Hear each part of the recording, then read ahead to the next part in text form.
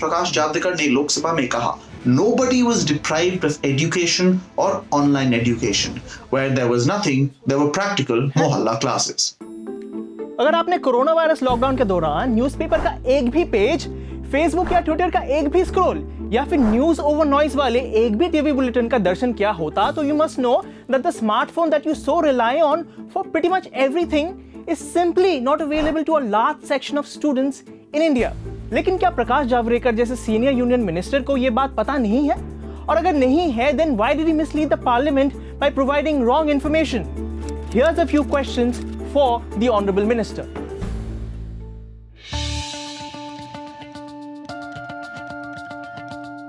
According to a study conducted by NCERT, around 27% students ने ये कहा कि उनके पास ना ही स्मार्टफोन, ना लैपटॉप और ना ही कोई डिजिटल डिवाइस है जिससे वो ऑनलाइन क्लासेस एक्सेस कर सकते हैं। मतलब 27% स्टूडेंट्स के लिए पिछले साल से पढ़ाई करना ऑलमोस्ट इम्पॉसिबल रहा है।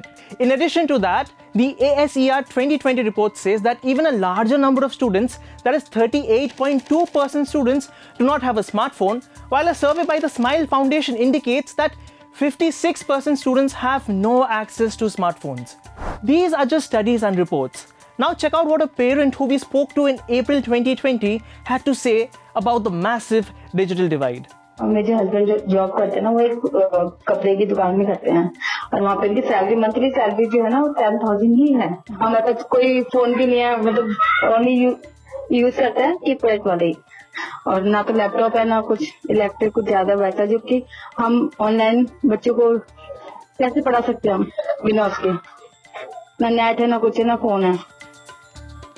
इनफैक्ट मिस्टर जावड़ेकर ने तो यह भी कहा है कि सरकार ने दीक्षा जैसे ऑनलाइन लर्निंग प्लेटफॉर्म्स की तरफ काफी जोर दिया है, लेकिन अगर डिवाइस ही नहीं है तो ऑनलाइन स्टडीज कैसे होंगी?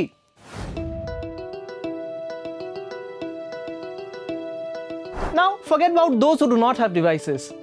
क्या सिर्फ एक स्मार्टफोन का भी होना काफी है? व्हाट अबाउट दोस्त जिनके घर में बच्चे कई हैं लेकिन स्मार्टफोन सिर्फ एक है? In fact according to a Pew study, only 1 in 4 Indians own a smartphone. और रही बात कंप्यूटर की, only 11% households in India have it. So on what basis did our dear minister say that no child was deprived of online education when statistics suggest otherwise? Hear this 15-year-old Delhi school boy talk about his woes. मैं भी सोचता हूँ पढ़ूँ, लेकिन एक phone है, मैं सोचता हूँ मेरी बहनें पढ़ रहा है, उसमें दिक्कत होती है उसमें ही पढ़ने में। मैं बाहर काम करता हूँ, इस वजह से मेरी बहनें अच्छी पढ़ जाएँ, वही कुछ कर सकती हैं। लेकिन सुहान ऐसे अकेला स्टूडेंट नहीं है। According to the Azim Premji Foundation, almost 60% students could not access online education due to problems arising out of sharing of devices.